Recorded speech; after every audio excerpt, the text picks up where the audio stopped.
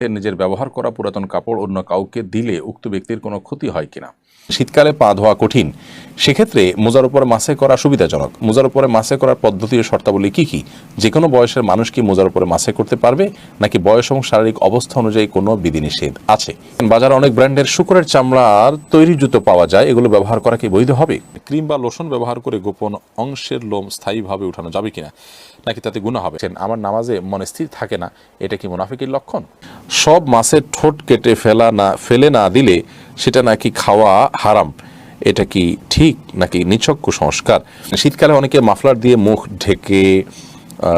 দিয়ে মুখও ঢেকে রাখে, আমি শুনেছি এরপরে শরীরে নিষেধাজ্ঞা আছে, আসলে কি এটা নিষিদ্ধ?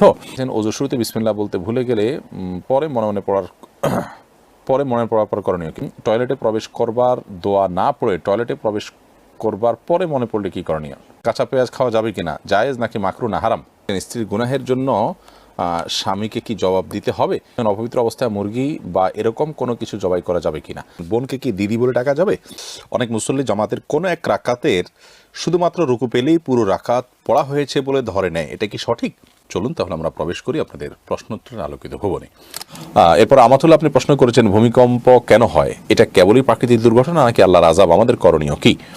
প্রথম কথা হলো যে যত বিপদ পৃথিবীতে হয় মানুষের ব্যক্তি জীবনে অথবা সামষ্টিক জীবনে বা আপনার জাতীয় জীবনে, এই সকল বিপদ আপদ হয়ে থাকে, তার অনেকগুলো কারণ থাকতে পারে। তার একটা কারণ হলো আল্লাহ তাআলা মানুষকে সতর্ক করতে চান। বিশেষ করে জাতীয় জীবনে যে সমস্ত দুর্যোগ বিপদ আসে, এগুলো বেশিরভাগই আসে আল্লাহ তাআলা দিয়ে থাকেন, আল্লাহর উদ্দেশ্য থাকে মানুষকে সতর্ক করা। ব্যক্তিগত জীবনও তাই, আল্লাহ তাআলা কোরআনে বিভিন্ন আয়াতে সেটি বলেছেন।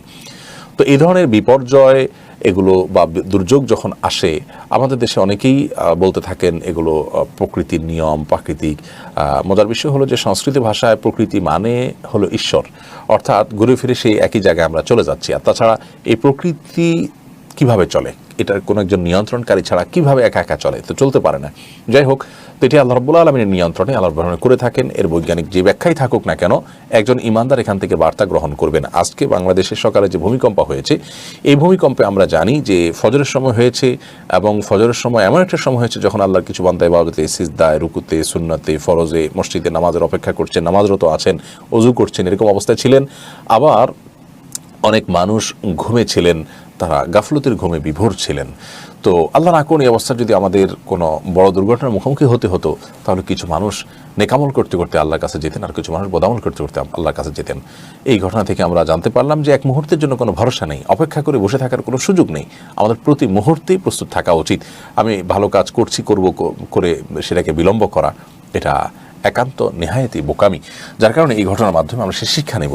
আর এই ভূমিকম্প যখন হয় তখন সাধারণত আল্লাহর দিকে ধাবিত হওয়া, সালাত আদায় করা, এবং আপনার ভূমিকম্পের সময় সালাতের বিষয় হাদিস রয়েছে, আল্লাহর কাছে অনুশোচনা করা, তওবা করা, তাকবীর দেওয়া, এবং আল্লাহর স্মরণ করা, সাদকা করা সময় হলে সাদকা করা, এবং সতর্কতা অবলম্বন করা।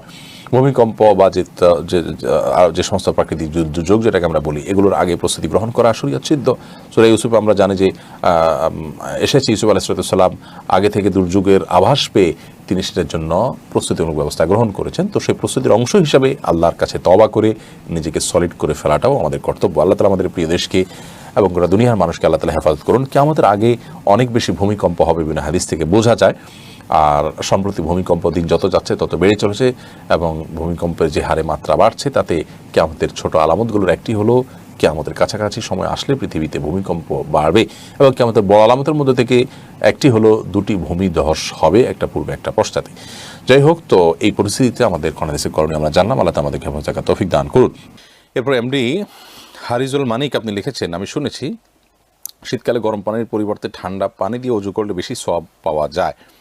আমি তো ঠান্ডা পানিতে খুব অ্যালার্জি, তাই গরম পানি দিয়ে ওযু করি, এতে কি আমার সওয়াব কম পাবো? ঠান্ডা পানি দিয়ে ওযু করার তুলনায় গরম পানি দিয়ে ওযু করার বিপরীতে ঠান্ডা পানি দিয়ে ওযু করলে সওয়াব অনেক বেশি হবে, এটি নিছকই ভুল ধারণা। কোরআন হাদিসে কোথাও এরকম কোনো কথা বলা হয়নি যে ঠান্ডা পানি দিয়ে ওযু করলে সওয়াব বেশি হবে, আর গরম পানি দিয়ে উজু করলে সওয়াব কম হবে। আপনার যেটা সুবিধা আপনি সেটা ব্যবহার করতে পারেন। হ্যাঁ, যেখানে গরম পানির কোনো ব্যবস্থা নাই সেখানে আপনি কষ্ট করে যদি ঠান্ডা পানি দিয়ে উজু করেন এবং সেই কষ্টটা আপনি সহ্য করেন, তাহলে এর কারণে আল্লাহর কাছে আপনি বিশেষ বিনিয়োগ পাবেন। নবী করিম সাল্লাল্লাহু আলাইহি সাল্লাম 3টি আমলের কথা বলেছেন, যে আমলগুলোর মাধ্যমে মানুষ মর্যাদার উচ্চ শিখরে আসীন হতে পারে আল্লাহ তাআলার কাছে এবং তার গুনাহ খাতাগুলো মাফ হয়। সেই 3 কাজের একটি হলো ইসবাগুল ওযু আলাল মাকারিহ। মানুষের অপছন্দ লাগা সত্ত্বেও, খারাপ লাগা সত্ত্বেও সে আপনার কষ্টকে উপেক্ষা করে যে ব্যক্তি উজু করে এবং পবিত্রতা অর্জন করে, বিধায় সেটা ভিন্ন বিষয়। কিন্তু গরম পানির অ্যারেঞ্জ আছে, তারপরে সেটা না করে ইচ্ছাকৃত ঠান্ডা পানি দিয়ে উজু করলে সব হবে না, বরং গরম পানি দিয়ে যদি আপনি উজু করলে একটু ভালো করে উজু করেন, সেটা আপনার জন্য ভালো হবে। নিজেকে কষ্ট দেয়া, কষ্ট না করার ব্যবস্থা থাকা সত্ত্বেও এটা কখনো ইবাদত হয় না। ইমরুল শিকদার আপনি লিখেছেন, বড় গুনাহ থেকে বাঁচার জন্য ছোট গুনাহ করা কতটুকু যুক্তিযুক্ত? বড় গুনাহ থেকে বাঁচার জন্য ছোট গুনাহ কেন করবেন? যদি ব্যাপারটা এরকম হয় যে কোনো একটা পথ আপনাকে বেছে নিতে হচ্ছেই, তাহলে সেক্ষেত্রে আপনি ছোটটা বেছে নিলেন। যদি আপনি বাধ্য হন দুইটার কোনো একটা পথে অবশ্যই যেতে, আর যদি সুযোগ থাকে ছোট গুনাহ এবং বড় গুনাহ দুইটাই পরিহার করার, তাহলে সেটাই করতে হবে। ছোট গুনাহ যদি নিয়মিত করতে হয় তাহলে সেটা কোনো কোনো ক্ষেত্রে বড় গুনাহে রূপান্তরিত হয়ে যায়, বড় গুনার দিকে মানুষকে নিয়ে যায় এবং মানুষের মধ্যে বেপরোয়া ভাব চলে আসে। সেজন্য পাপের প্রতি বেপরোয়া ভাব আসা এটা খুবই ডেঞ্জারাস একটা সাইন। আল্লাহ মাফ করুন, এটা আমাদের মধ্যে বেশি বেশি করে পাপ করতে করতে করতে করতে সৃষ্টি হয়ে যায়। এই জন্য ছোট পাপও করা উচিত নয়। বড় গুনাহ থেকে, বড় গুনাহ এবং ছোট গুনার মধ্যে আপনি যদি চিন্তা করেন যে আচ্ছা আমি ছোটটা করলাম, বড়টা ছেড়ে দিলাম, মানে অন্তত কিছু একটা নিয়ে আমি থাকলাম, তবে মেইনটা আমি করলাম না, তাহলে এটা কিন্তু পরিপূর্ণ আল্লাহর আনুগত্যের কথা হলো না। আল্লাহর আনুগত্যের কথা হলো বড় ছোট সব ধরনের পাপ থেকে আপনি বেঁচে থাকার চেষ্টা করবেন। হ্যাঁ, আগে যেটা বলেছি যে দুইটার একটা অপশন নিতে আপনি যদি বাধ্য হন, তাহলে সেক্ষেত্রে ছোট অপশনটা নিলে ইনশাআল্লাহ আপনি গুনাহগার হবেন না। আবু তাহের লিখেছেন, কেউ যদি প্রকাশ্যে কোনো গুনাহ করে ফেলে বা নিজের গুনাহের কথা ভুলবশত প্রকাশ করে ফেলে, তাহলে তাতে কি তাকে কি আল্লাহর কখনো ক্ষমা করবেন না? সে কি আল্লাহর ক্ষমা থেকে মাহরুম হয়ে যাবে? দয়া করে জানাবেন। দেখুন, আল্লাহ রাব্বুল আলামিনের ক্ষমা থেকে চিরকালের জন্য মাহরুম হয়ে যাবে, কখনো আল্লাহ মাফ করবেন না, এরকম কোনো বিষয় আসলে নাই। প্রত্যেকটা অপরাধ, প্রত্যেকটা পাপই যত জঘন্যই হোক, আল্লাহ তাআলার কাছে মাপ চাওয়ার রাস্তা ওপেন থাকে, উন্মুক্ত থাকে, খোলা থাকে, যতক্ষণ পর্যন্ত মানুষ তার সাধ্য অনুযায়ী নিজেকে সম্পূর্ণ নিংড়ে দিয়ে আল্লাহর সামনে সমর্পণ করে লজ্জিত হয়ে অনুতপ্ত হয়ে যখন মানুষ তওবা করে। তওবা অত্যন্ত অত্যন্ত মজাদার একটা ইবাদত, অত্যন্ত তৃপ্তিদায়ক একটা ইবাদত। তওবা যদি কেউ করতে পারে, আল্লাহর জন্য যদি কোনো কিছু ত্যাগ করতে পারে, বিসর্জন করতে পারে, তাহলে সেই অনুভূতিটা, সেই তৃপ্তিটা, সেই ভালো লাগাটা, এটা কোনো ভাষায় ব্যক্ত করা সম্ভব নয়। এজন্য তওবা করার চেষ্টা আমাদের মধ্যে থাকতে হবে। প্রকাশ্যে পাপ করেছেন কখনো, অথবা পাপ করার পর প্রকাশ করে ফেলেছেন কখনো, এই জন্য লজ্জিত হয়ে জীবনে আর কখনো করবেন না। সংকল্প করুন, ইনশাআল্লাহ বিইذনিল্লাহ আল্লাহ তাআলা ক্ষমা করবেন না, এমন কোনো কথা নেই। অনেক মুসল্লি জামাতের কোনো এক রাকাতের শুধুমাত্র রুকু পেলেই পুরো রাকাত পড়া হয়েছে বলে ধরে নেয়, এটা কি সঠিক? হ্যাঁ ভাই, মাননা এটা সঠিক, কারণ হাদিসে আসছে মান আদরাকা রুকু ফাকাদ আদরাকা রাকাত, যে ব্যক্তি রুকু পেল সে রাকাত পেল, বিধায় সেটাকে রাকাত পাওয়া হিসাবে গণ্য করা যাবে, কোনো অসুবিধা নেই। তবে ইমামকে রুকুতে তিনি মিনিমাম এক তাসবিহ পরিমাণ পাবেন, এইটুকু অপেক্ষা অন্তত করতে হবে। এরপরে ম্যাঘ কন্যা আইডি থেকে আপনি লিখেছেন, বোনকে কি দিদি বলে ডাকা যাবে? দিদি, এটা ধর্মীয় দৃষ্টিকোণ থেকে হিন্দুদের কোনো বিশ্বাসের সাথে কোনো সম্পর্ক আছে কিনা আমি জানি না, যদি না থাকে তাহলে সেক্ষেত্রে দিদি বলাতে কোনো অসুবিধা নেই। যদি বোনকে মানে অপর শব্দ দিদিতে বোঝানো যায়, কোনো অসুবিধা নেই। জসিমউদ্দিন আপনি লিখেছেন, রাসূলুল্লাহ সাল্লাল্লাহু আলাইহি সাল্লামের নাম শুনে আঙ্গুল চুমু খেয়ে চোখ মোছার হুকুম কি? নবী করিম সাল্লাল্লাহু আলাইহি সাল্লামের নাম শুনলে দুরূদ পাঠ করতে হয়। তার নাম শুনলে আঙ্গুল চুমু খেয়ে সে আঙ্গুল চোখ মোছার কোনো নির্দেশনা রাসূল আকরাম সাল্লাল্লাহু আলাইহি সাল্লাম দিয়ে যাননি। তিনি তার নাম শুনলে কী করতে হবে সেটা আমাদেরকে বলে দিয়েছেন, তিনি দিনকে পূর্ণাঙ্গ করে দিয়েছেন। এরপরে আবার নতুন করে তার নাম শুনলে, নতুন কোনো কর্মসূচি আমরা যোগ করলে, কোনো কাজ যুক্ত করলে, সেটার কোনো দলিল না থাকলে সেটা বেদায়াতে পরিগণিত হবে। রেজওয়ান আহমেদ শুভ আপনি লিখেছেন, স্ত্রীর গুনাহের জন্য স্বামীকে কি জবাব দিতে হবে? স্ত্রীর গুনাহের জন্য স্বামীকে জবাবদিহি করতে হবে যদি সেখানে স্বামীর কোনো প্রকার ত্রুটি থাকে, স্বামীর কোনো প্রকার বিচ্যুতি থাকে, কোনো প্রকার গাফিলতি থাকে। আর যদি স্বামীর কোনো গাফিলতি না থাকে, বা এখানে স্বামীর আসলে বিশেষ কোনো কারণে এটা একান্তই তার ব্যাপার, তাহলে সেজন্য স্বামী জবাবদিহি করতে হবে না। স্বামী অ্যাজ এ অভিভাবক তার কারণে যদি স্ত্রী পাপের দিকে যায় তাহলে সেটার জন্য তিনি যেহেতু দায়ী, তিনি যেহেতু কারণের ভূমিকা পালন করেছেন বা তার মাধ্যমে হয়েছে, এই জন্য তিনি অবশ্যই জবাবদিহি করতে হবে যদি এরকম হয়। যেমন ধরুন স্ত্রী বেপর্দায় চলে, স্বামী তাকে বেপর্দা চলতে উৎসাহিত করে বা স্বামী পছন্দ করে, এরকম যদি হয় তাহলে স্বামীও গুনাহগার হবেন, স্ত্রী তো গুনাহগার হবেনি। আর যদি তিনি নিজে কোনো গুনাহ করেন যে গুনাহতে স্বামী সন্তুষ্ট নন, পরবর্তীতে বিরত থাকার চেষ্টাও করেছেন, তাহলে সেক্ষেত্রে স্বামীর কোনো দায় নেই। এমনি শাহিন আপনি লিখেছেন পশু বিসমিল্লাহ আল্লাহু আকবার বলে জবে করলে যদি গলা 2 ভাগ হয়ে যায় তাহলে কি খাওয়া জায়েজ হবে? জায়েজ হবে, কোনো অসুবিধা নেই। আমাদের অনেকে মনে করেন যে 2 ভাগ হলে খাওয়া জায়েজ নয়, এরকম সঠিক নয়। তবে হ্যাঁ, ইচ্ছাকৃতভাবে 2 ভাগ করা জায়েজ নয় এবং সুন্নাহ নয়। আকরাম সরদার আপনি লিখেছেন কাঁচা পেঁয়াজ খাওয়া যাবে কিনা, জায়েজ নাকি মাকরু না হারাম? কাঁচা পেঁয়াজ খাওয়া জায়েজ, তবে মসজিদে যাওয়ার আগে কাঁচা পেঁয়াজ খেয়ে যাওয়া এটা মাকরু, কারণ তখন সেই দুর্গন্ধে ফেরেশতাদের কষ্ট হয়, মানুষের কষ্ট হয়।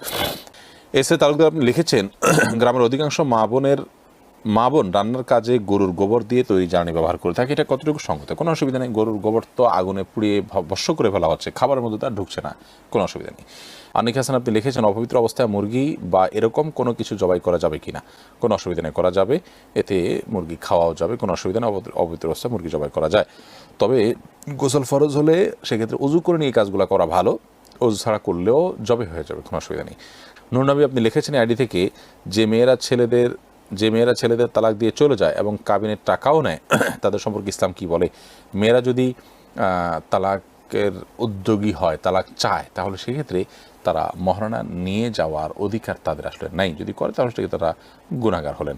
মাহমুদুল কবির আলী লিখেছেন কোনো ভালো কাজ করে তার বিনিময়ে সুস্থতা কামনা করা যাবে কিনা? করা যেতে পারে, কোনো অসুবিধা নেই। কোনো ভালো কাজ করে তার বিনিময়ে সুস্থতা আশা করা যেতে পারে যে আল্লাহ তাআলার বিনিময়ে আপনি আমাদেরকে সুস্থতা দান করুন। নেক আমলের বিনিময়ে আল্লাহ তাআলার কাছে যে কোনো কিছু চাওয়া যায়। পারভেজ টপি আপনি লিখেছেন টয়লেটে প্রবেশ করবার দোয়া না পড়ে টয়লেটে প্রবেশ করবার পরে মনে পড়লে কী করণীয়? পরে পড়লে আর ভেতরে পড়বে না, মনে পড়তে পারে, আল্লাহর কাছে পানা চাইতে পারে, অথবা আবার পুনরায় বের হয়ে দোয়াটা পড়ে তারপর প্রবেশ করবে, সেটা হবে সবচাইতে ভালো। ইসমাইল বিজয় এআইডি থেকে আপনি লিখেছেন ওযুর শুরুতে বিসমিল্লাহ বলতে ভুলে গেলে পরে মনে পড়ার পর করণীয় কি? তখন তো বিসমিল্লাহ আসলে শুরু থেকে বলতে হয়, পরে পড়লে আর কি করবেন?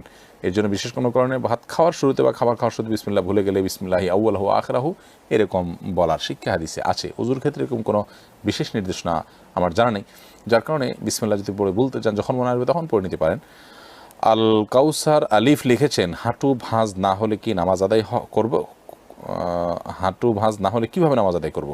হাঁটু ভাঁজ না হলে বলতে আপনি যদি পুরোপুরি ভাঁজ করে সিজদা করতে না পারেন তাহলে সেক্ষেত্রে যতটুকু যেভাবে পারেন সেভাবে সিজদা করবেন। আর যদি সিজদা যেতেই না পারেন, যেহেতু হাঁটু ভাঁজই করতে পারেন না টোটালি, তাহলে সেক্ষেত্রে বসে আপনি ইশারায় আপনি সিজদা করবেন। বাসিরা খাতুন আপনি লিখেছেন কোনো নারী যখন সফরে একা থাকা অবস্থায় সালাত আদায় করবে বাসা বা ট্রেনে, তখন সে কি চেহারা খুলে সালাত আদায় করবে নাকি চেহারা ঢেকে আদায় করবে? যদি অন্য পুরুষরা তাকে দেখে ফেলবে এরকম মনে হয় তাহলে সেক্ষেত্রে তিনি চেহারা ঢেকে আদায় করবেন। আর যদি তিনি এমন কোনো জায়গায় থাকেন যেখানে কোনো রকম ঘন্টা টেনে তিনি দেখতে পারেন অন্য কোনো পুরুষ তাকে দেখে ফেলবে এ ভয় না থাকে, তাহলে তিনি সেইভাবে সালাত আদায় করবেন, অর্থাৎ মুখ খুলে সালাত আদায় করবেন। সাধারণ অবস্থাতে মুখ ঢেকে সালাত আদায় করাটা মাকরু, কিন্তু পর্দা লঙ্ঘিত হবে নিশ্চিত, এরকম হলে সেক্ষেত্রে তিনি মুখ ঢাকা অবস্থায় সালাত আদায় করলে সালাত হয়ে যাবে, কোনো অসুবিধা নেই। তামিম আহমেদ আপনি লিখেছেন চিংড়ি মাছ খাওয়া হালাল নাকি হারাম? হালাল, এটা হারাম হওয়ার কোনো কারণ নেই। এমনি শাহাদাত আপনি লিখেছেন আমার নামাজে মনে স্থির থাকে না, এটা কি মুনাফিকের লক্ষণ? এটা তো অবশ্যই এক ধরনের ছোট মুনাফিকি, মানে নেফাক আমলি বলা যেতে পারে। এবং সবচেয়ে বড় কথা হলো যে এবাদতে মনোযোগ না থাকাটা হলো দুনিয়াদারিত্বের লক্ষণ। আল্লাহ তাআলা আমাদেরকে হেফাজত করুন। হুররম সুলতানা হায়াত আপনি লিখেছেন ক্রিম বা লোশন ব্যবহার করে গোপন অংশের লোম স্থায়ীভাবে উঠানো যাবে কিনা, নাকি তাতে গুনাহ হবে? না, গুনাহ হবে না যদি কোনো শারীরিক ক্ষতির কারণ না থাকে।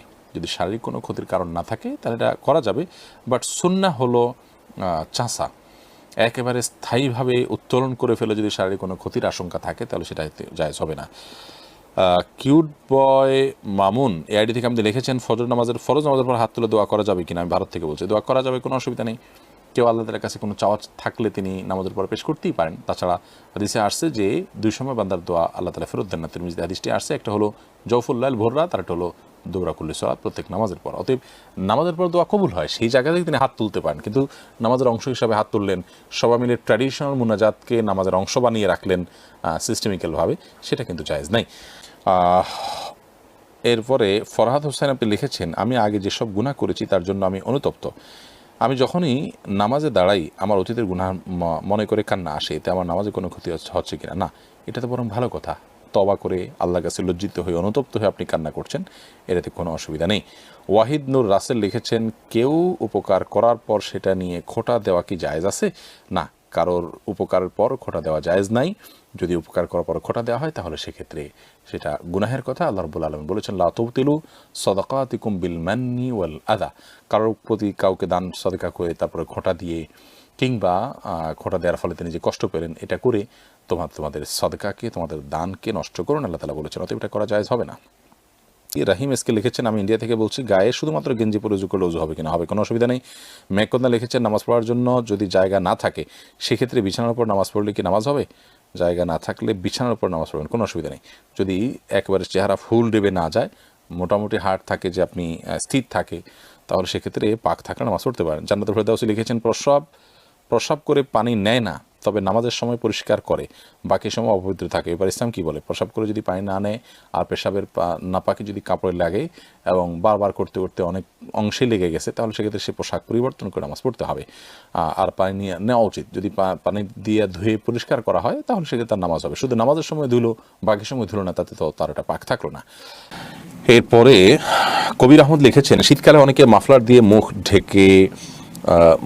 মুখ ঢেকে রাখে। আমি শুনেছি এরপরে শরীরে নিষেধাজ্ঞা আছে, আসলে কি এটা নিষিদ্ধ? দেখুন, একটি হাদিসে আছে যে মুখমণ্ডল পরিপূর্ণ ঢেকে যেন সালাত আদায় না করা হয়। মুখমণ্ডল ঢেকে সালাত আদায় করার নিষেধাজ্ঞা আছে। অতএব মাফলার, এমনকি চাদর দিয়ে অনেকে শীতের সময় নাক মুখ ঢেকে যায়, এভাবে সালাত আদায় করেন, এটা উচিত নয়। মাস্ক আমরা ব্যবহার করেছি করোনার সময় একটা বিশেষ অসুবিধার কারণে, রিস্কের কারণে, রিস্ক থেকে মুক্ত থাকার আশায়, কিন্তু শীতের কষ্ট থেকে এটা তো আর রিস্ক বলা যায় না। জাস্ট একটু কষ্ট থেকে বাঁচার জন্য এই নাক মুখ পেঁচিয়ে সালাত আদায় করাটা মাকরুহ। এভাবে যদি সালাত আদায় করেন তাহলে সেটা মাকরুহ হবে, কিন্তু নামাজ হয়ে যাবে, এরকম করাটা উচিত নয়। এরপরে আমি দেখতে পাচ্ছি মাহের আফরোজা মারিয়া আপনি লিখেছেন, সব মাছের ঠোঁট কেটে ফেলে না দিলে সেটা নাকি খাওয়া হারাম। এটা কি ঠিক নাকি নিছক কুসংস্কার? না, এটা নিছকই কুসংস্কার বোন। মাছের ঠোঁট খাওয়া হারাম নয়। কেউ চাইলে মাছের ঠোঁট খেতে পারেন। সব মাছের ঠোঁট কেটে ফেলতে হবে এরকম যদি হয় তাহলে তো কাসকি মাছ খাওয়া যাবে না, কারণ ঠোঁট তো আপনি কাটার জন্য খুঁজেই পাবেন না। তো যাই হোক, এটা নিছকই কুসংস্কার, এর কোনো ভিত্তি নেই শরীয়তে। মাছের ঠোঁট সহ মাছের পুরো শরীরের যে কোনো অংশই আপনি খেতে পারেন, বিশেষ করে যখন গুঁড়ো মাছ হবে। ময়লা অংশটা নাপাক যেটা মল সেটা ফেলে দিবেন, আর বাকি পুরো মাছই আপনি খেতে পারবেন। এরপরে আমানুল্লাহ আপনি লিখেছেন, কোনো বিবাহিত ব্যক্তি যদি ইচ্ছাকৃতভাবে নিজের ফেসবুক প্রোফাইলে রিলেশনশিপ স্ট্যাটাসে সিঙ্গেল লিখে রাখেন তাহলে কি তার বিবাহের কোনো ক্ষতি হবে? খুবই গুরুত্বপূর্ণ প্রশ্ন। অনেক বিবাহিত মানুষ ফেসবুকে নিজের প্রোফাইলে স্ট্যাটাসে তার পরিচিতির জায়গায় তিনি সিঙ্গেল লিখে রাখেন, অর্থাৎ তিনি বিবাহিত নন। তো এটা লিখলে তিনি তো বিবাহিত, আসলে আবার এদিকে নিজেকে অবিবাহিত দাবি করছেন, তাতে তার বিবাহের কোনো ক্ষতি হবে কিনা? উত্তর হলো, এর ফলে বিবাহের কোনো ক্ষতি হবে না, কিন্তু তিনি এই কথা বলে অন্যদেরকে প্রতারিত করছেন, সেজন্য তিনি গুনাহগার হবেন। আর যদি তার অসৎ উদ্দেশ্য থাকে যে এর মাধ্যমে অন্য মেয়েদের সাথে তার রিলেশন তৈরি হবে, ইনবক্সে তারা আসবে, তার সাথে কথা বলবে, হারাম সম্পর্ক তৈরি হবে, হারাম স্বাদ তিনি নেবেন, এরকম চিন্তাধারা থেকে যদি তিনি এটা লিখে থাকেন তাহলে সেক্ষেত্রে শুধুমাত্র প্রতারণার গুনাহই হবে তা নয়, বরং এর পাশাপাশি তিনি জেনার জন্য উদ্যোগী হয়েছেন, সেজন্য আরেকটা গুনাহ এবং পাপ তার হবে। অত্যন্ত জঘন্য বিষয়গুলোকে আমরা ছোট মনে করি, অথচ এগুলো ছোট নয়, এগুলো অনেক বড় বিষয়। আল্লাহ তাআলা আমাদেরকে হেফাজত করুন। যিনি বিবাহিত তিনি নিজেকে অবিবাহিত বা সিঙ্গেল হিসাবে পেশ করা, এটা অনৈতিক, এটা অন্যায়, এটা হারাম, এটা প্রতারণা এবং এটা জেনার জন্য পদক্ষেপ নেওয়ার শামিল। এরপরে মালাক রুমি আইডি থেকে আপনি লিখেছেন, সহবাসের পর গোসল না করে শুয়ে থাকলে কি গুনাহগার হবে? শুয়ে থাকাটা অনুত্তম, এতে কোনো বড় গুনাহ হবে না, কিন্তু উত্তম হলো গোসল ফরজ হলে ওযু করে তারপর শোয়া। অনন্য মামুন আপনি আইডি থেকে লিখেছেন, বাজারে অনেক ব্র্যান্ডের শূকরের চামড়ার তৈরি জুতো পাওয়া যায়, এগুলো ব্যবহার করা কি বৈধ হবে? খুবই গুরুত্বপূর্ণ এবং সময়োপযোগী একটি প্রশ্ন। গতকাল রাতেই একজন আমাকে হোয়াটসঅ্যাপে SMS করেছেন এবং তিনি দেখিয়েছেন যে অনেকগুলো ব্র্যান্ডের জুতো পাওয়া যায়, চামড়ার জুতো বাংলাদেশে, যেগুলো বিভিন্ন দেশ থেকে আমদানি করা হয়েছে। এই জুতাগুলো চামড়ার, এই যে চামড়ার তৈরি সেটা শূকরের চামড়া, এবং সেই কোম্পানির বিভিন্ন ওয়েবসাইটে গিয়ে দেখা গেছে যে তারা ডেসক্রিপশনে লিখে রেখেছেন, বিস্তারিত লিখে রেখেছেন যে এই চামড়াটা শূকরের চামড়া। তো সেই জুতা, সেই ব্র্যান্ডের জুতো বাংলাদেশে বিক্রি হচ্ছে, এবং বাংলাদেশে অনেক দোকানদার স্বীকার করেন এবং তাদের ওয়েবসাইটগুলোতে গেলে এটা নিশ্চিত হওয়া যায় যেগুলো শূকরের চামড়া। অনেকগুলো ব্র্যান্ড এবং জুতোর ছবি এবং স্ক্রিনশট, ওয়েবসাইটের লিঙ্ক ইত্যাদি এগুলো আমার কাছে এসে পৌঁছেছে, আমি দেখেছি। তো এটা অত্যন্ত ভয়াবহ বিষয়, কারণ সারা বিশ্বের প্রায় সমস্ত ফিকহাবিদগণ, আপনার হাম্বলি, মালিকি, শাফি, হানাফি, এই চারো মাযহাবের সমস্ত ফুকাহা ইকরামের মতে, সৌদি আরবের সমস্ত স্কলারদের মতে, বাংলাদেশের সমস্ত আলেমদের মতে এবং বিশ্বের সমস্ত ওলামা ইকরামের মতেই প্রায় আপনার শূকরের চামড়া, এটাকে প্রসেসিং করেও যদি পরিবর্তন করা হয় এবং এটাকে যদি চামড়া মানে ব্যবহারযোগ্য চামড়া হিসাবে এটাকে প্রসেসিং করা হয়, তারপরেও এটা ব্যবহার করাকে কেউই জায়েজ বলেন। এটা নাজাসাতুল আইন বা মূলগতভাবে, মজ্জাগতভাবে নাপাক, এ বিষয়ে তারা একমত। যদি এ ব্যাপারে কোনো আলেমের দ্বিমত আছে সেটা আগের, কিন্তু আজকের এই প্রেক্ষাপটে এসে সমস্ত গবেষণাকে সামনে রেখে সারা বিশ্বের স্কলারগণ একমত। অতএব বাংলাদেশের সংখ্যাগরিষ্ঠ মুসলমান যেখানে শূকরকে নাপাক মনে করে, সেটাকে ব্যবহার করাকে হারাম মনে করে, তাদের মাঝে শূকরের চামড়া দিয়ে জুতো এটা বাজারে ছড়িয়ে ছিটিয়ে আছে। এটা আমাদের জন্য দুশ্চিন্তার বিষয়। সংশ্লিষ্ট কর্তৃপক্ষের কাছে এ বিষয়ে আমাদের আবেদন থাকবে যেন এ বিষয়ে তারা যথাযথ ব্যবস্থা গ্রহণ করেন, এবং যারা লয়ার আছেন তাদেরও উচিত হবে এ বিষয়ে আদালতের দৃষ্টি ফেলা, যাতে করে মানুষের অধিকার ক্ষুণ্ণ না হয়। কারণ আমার অজান্তে আমাকে হারাম জিনিস যদি আমাকে দেয়া হচ্ছে, সার্ভ করা হচ্ছে, সেটা আমি মনে করি যে অন্যায় এবং অনৈতিক। আমরা এই ব্যাপারে সাবধান থাকার চেষ্টা করবো ইনশাআল্লাহ বিদিনা। সবাই। রোকসানা করিম বর্ষা, আপনি লিখেছেন নিজের ব্যবহার করা পুরাতন কাপড় অন্য কাউকে দিলে উক্ত ব্যক্তির কোনো ক্ষতি হয় কিনা? ব্যবহার করা কাপড়, পুরাতন কাপড় অন্য কাউকে দিলে আপনার কোনো ক্ষতি হওয়ার আপাত দৃষ্টিতে কোনো কারণ নেই। তবে একটা বিষয় আছে, সেটা হলো যে ব্ল্যাক ম্যাজিক করার ক্ষেত্রে অনেক সময় মানুষের ব্যবহৃত কাপড় বা শরীরের চুলের অংশ, এগুলো অনেক সময় ব্যবহার করা হয়। অতএব আপনি কোনো গরিব মানুষকে দিয়ে দিলেন, তিনি পড়লেন, তার জন্য পড়াতে কোনো অসুবিধা নেই। কিন্তু যদি এমন হয় যে কেউ এটা দিয়ে ব্ল্যাক ম্যাজিকের কাজে, সেহেরের কাজে যদি ব্যবহার করতে পারে, সে আশঙ্কা থাকে, তাহলে সেটা অ্যাভয়েড করা দরকার। সেটা আপনার নিজের সেফটির জন্য, যদি এরকম ব্যক্তি হয় যাকে নিয়ে আপনার সন্দেহ হয়। বাট এছাড়া গরিব মানুষ একজনকে দিয়ে দিলেন, আননোন মানুষ বা অপরিচিত মানুষ, অথবা এমন মানুষ যিনি পরিচিত কিন্তু এটা তার দ্বারা আপাত দৃষ্টিতে করার কোনো কারণ নাই, তাহলে সেক্ষেত্রে এটা অবশ্যই তিনি ব্যবহার করতে পারেন। যিনি ব্যবহার করবেন তার কোনো ক্ষতি কোনো অবস্থাতে হওয়ার কোনো কারণ নেই। কাপড়ের মধ্যে কোনো লাভ ক্ষতির কিছু নেই। যদি মনে করে কেউ এরকম যে আরেকজনের ব্যবহৃত কাপড় পরলে তার অসুবিধা হবে বা ক্ষতি হবে, তাহলে সেটি এক ধরনের শিরকপূর্ণ বিশ্বাস। ফজলুল হক, আপনি লিখেছেন শীতকালে পা ধোয়া কঠিন, সেক্ষেত্রে মোজার উপরে মাসে করা সুবিধাজনক। মোজার উপরে মাসে করার পদ্ধতি ও শর্তাবলী কী কী? যে কোনো বয়সের মানুষ কি মোজার উপরে মাসে করতে পারবে, নাকি বয়স এবং শারীরিক অবস্থা অনুযায়ী কোনো বিধিনিষেধ আছে? বয়সের সাথে মোজার উপর মাসের কোনো সম্পর্ক নেই। নবী করিম সাল্লাল্লাহু আলাইহি ওয়াসাল্লাম মোজার উপর মাসে করেছেন। আলী রাদিয়াল্লাহু তাআলা বর্ণিত হাদিস থেকে বোঝা যায় তারা মাসে করেছেন, তাদের বয়স যে অনেক বেশি ছিল তা নয়। মোজার উপরে মাসা করার সাথে শীতকালেরও সম্পর্ক নেই। 12 মাস কেউ চাইলে, অনেকে এজমা রোগী আছেন, মোজার উপরে মাসা করতে পারেন, তিনি পা ধুতে অসুবিধা হয়, মোজার উপর মাসা করতে পারেন। বয়সে অল্প হলেও তারা মোজার উপর মাসা করতে পারেন। অনেক ইয়াং বা যুবকরা মোজার উপর মাসা করলে অনেক মুরব্বীরা বলে, এই বয়সে তুমি এটা করতেছো কেন? এটা নেহায়েত আমাদের ভুল ধারণা। মোজার উপর মাসের সাথে বয়সের যেহেতু কোনো সম্পর্ক নেই, কেউ যে কোনো বয়সে মোজার উপর মাসা করতে পারেন। তবে শর্ত হলো মোজাটা হয় চামড়ার হবে, আর না হলে কাপড়ের মোজা হলে এরকম কাপড়ের মোজা হবে যেটা শক্ত হবে, মজবুত হবে, সেটা পুরো দীর্ঘ পথ পর্যন্ত হাঁটা যাবে। অনেক কাপড় মোজা আছে এত পাতলা যে আপনার ভেতর দেখা যায়, অথবা মাসা করতে গেলে পুরো ভেতরটা ভিজে যাবে, অথবা খুব ঠুনকো বা ছেঁড়া, এগুলোর উপর মাসা করা যাবে না। শক্ত মোজা যদি হয় সেখানে আপনি পূর্ণাঙ্গ উজু করে, যেখানে মুখ হাত ধুলেন, পাও ধুলেন, মাথা মাসে করলেন, পূর্ণাঙ্গ উজু হয়েছে, অজু অবস্থায় আপনি মোজা পরেছেন, এই মোজা পরে আপনার বাসা বাড়িতে যে মোজা মাসের যোগ্য একটু আগে বললাম, সে মোজা পরে আপনি বাসা বাড়িতে অবস্থানকালীন সময়ে 24 ঘন্টার মধ্যে যতবার উজু করবেন, আর মোজা খোলার দরকার নেই। মোজা খোলার আগ পর্যন্ত হাত মুখ ধোবেন উজু ভাঙলে, আর পা ধোয়ার সময় শুধুমাত্র পায়ের উপরের ভাগে এভাবে আপনি মাসে করলেন, তাতে কিন্তু মোজার উপর মাসে হয়ে যাবে, আপনার উজু হয়ে যাবে। আর 24 ঘন্টা পরে আপনি এটা খুলতে হবে। আর 24 ঘন্টার মধ্যে যদি মোজা একবার খুলে ফেলেন তাহলে আপনার মাসা শেষ। নতুন